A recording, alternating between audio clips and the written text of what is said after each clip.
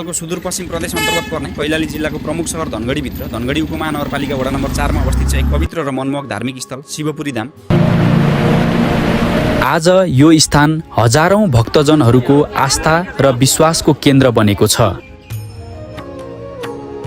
हराभरा जङ्गलले घेरिएको प्राकृतिक वातावरणको बीचमा रहेको शिवपुरी धाममा पाइला टेक्ने बित्तिकै मानिसले छुट्टै शान्ति र आध्यात्मिक आनन्दको अनुभूति गर्छ। सहरको कोलाहलबाट टाढा रहेको यस पवित्र स्थलमा पुग्दा प्रकृति र धर्मको अद्भुत सङ्गम महसुस गर्न सकिन्छ।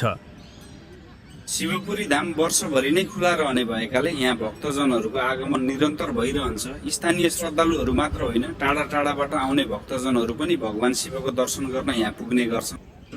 मन्दिर परिसरमा घण्टीको ध्वनि, धूपको सुगन्ध र हर हर महादेवको जयघोषले सम्पूर्ण वातावरण भक्तिभावले भरिएको हुन्छ। विशेष गरी महाशिवरात्रिको दिन यहाँको रौनक अझ बढ्ने गर्दछ। यस दिन हजारौं भक्तजनहरू बिहानैदेखि शिवपुरी धाममा भेला भएर भगवान शिवको पूजा आराधना गर्छन्। दीप, आरती र भक्तिभावले भरिएको वातावरणले यो स्थललाई अझ पवित्र र जीवन्त बनाउँछ। शिवपुरी धाम केवल पूजा आराधनाको केन्द्र मात्र होइन, यो विवाह व्रत गर्ने एक महत्त्वपूर्ण धार्मिक स्थलका रूपमा पनि परिचित छ।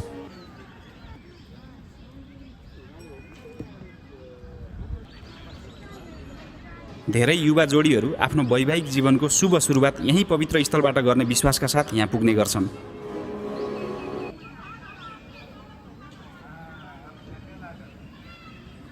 यस परम्पराले शिवपुरी धामको धार्मिक तथा सामाजिक महत्त्वलाई अझ बढाएको छ।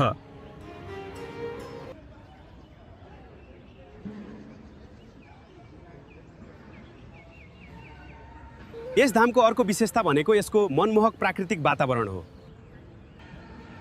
गर्मीयाममा पनि यहाँको हरियाली, शीतल हावा र शान्त वातावरणले मानिसलाई निकै स्फूर्ति प्रदान गर्छ।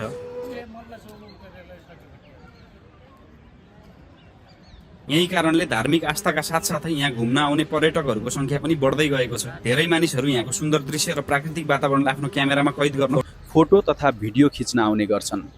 धार्मिक श्रद्धा, सांस्कृतिक परम्परा र प्राकृतिक सौन्दर्य यी तीनै तत्त्वको अद्भुत सङ्गम हो शिवपुरी धाम।